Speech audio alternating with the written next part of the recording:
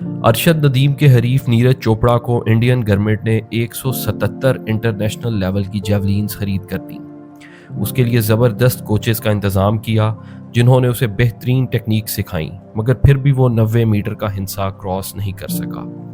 جبکہ دوسری طرف ارشد ندیم تھا جس کی 4 ماہ پہلے اکلوتی جیولین جب ٹوٹ گئی تو ایک نیو جیولین کے لیے بیچارے کو دفتروں میں کتنے دن ذلیل ہونا پڑا۔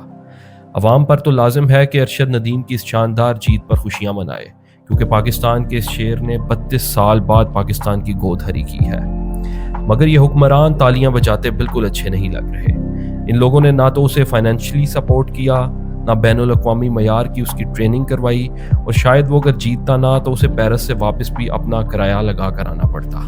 ارشد ندیم نے کل رات جیولین تھرو کی جنگ صرف نیرج چوپڑا اور دیگر مخالفین کے خلاف لڑ کر نہیں جیتی، بلکہ یہ جنگ اس نے اپنے انفٹ بازو اور کوہنی کی موجودگی میں فطرت کے قوانین کے خلاف لڑ کر جیتی ہے۔ اس نے گروپ سٹیج سے جب فائنل کے لیے کوالیفائی کیا تو وہ 4تھے نمبر پر تھا، یعنی کہ جیتنے کے لیے صرف اور صرف ایک ہی راستہ تھا کہ وہ کم از کم ایک تھرو ایسی کرے جو 90 میٹر کا ہنسا عبور کر جائے۔ ایک مثال قائم کر دی ہے جو سمجھتا ہے کہ اگر وسائل نہیں ہیں تو ہاتھ پر ہاتھ دھر کر بیٹھ جایا جائے۔ ارشد ندیم کے وسائل میں کوئی بینک بیلنس شامل نہیں تھا، کوئی گورنمنٹ کی سپورٹ نہیں تھی، اس کے پاس ایک ہی طاقت تھی اور وہ تھا حوصلہ اور ہمت۔ انڈین سوشل میڈیا کی ایک ویڈیو کافی وائرل ہو رہی ہے جس میں کچھ لڑکے بیٹھے ارشد ندیم کی پہلی تھرو فاؤل ہو جانے کے بعد دوسری تھرو سے پہلے اس کا مذاق اڑا رہے ہیں۔ کہہ رہے ہیں کہ بہت نروس ہے، کیا ہی کرے گا، شاید رات بھر سویا بھی نہیں۔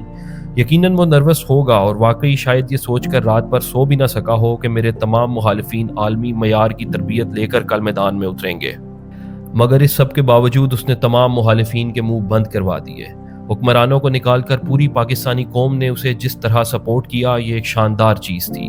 ہم پاکستانی لوگ اکثر پیسے کی بنا پر کسی کے بڑے چھوٹے ہونے کا فیصلہ کرتے ہیں، مگر شاید پہلی بار ہم نے میاں چنو کے ایک گاؤں کے غریب نوجوان کو سپورٹ کیا، اور اس نے وہ کر دکھایا کہ اس کا کوچ خود یہ کہہ رہا ہے کہ 92.97 میٹر کی تھرو بالکل غیر یقینی تھی۔ یہ ایسا ہی تھا جیسے پرچے میں کوئی سوال آؤٹ آف سیلیبس آ گیا ہو۔ ارشد ندیم نے ایک ہی تھرو پر بس نہیں کیا، حالانکہ وہ اپنی پہلی ہی تھرو کے بعد گولڈ میڈل جیت چکا تھا۔ اس نے اپنی فٹنس کی پرواہ نہیں کی اور اپنی آخری تھرو پھر سے 90 میٹر دور پھینک کر دنیا کو بتا دیا کہ صرف پیسہ اور وسائل ہی سب کچھ نہیں ہوتا، اس کے بغیر بھی جنگیں لڑیں اور جیتی جا سکتی ہیں۔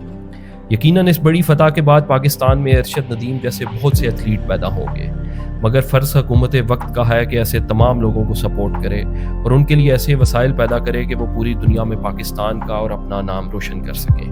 ارشد ندیم، پوری پاکستانی قوم آپ کو سلام پیش کرتی ہے۔ مزید ویڈیوز کے لیے ہمارا چینل سبسکرائب کریں۔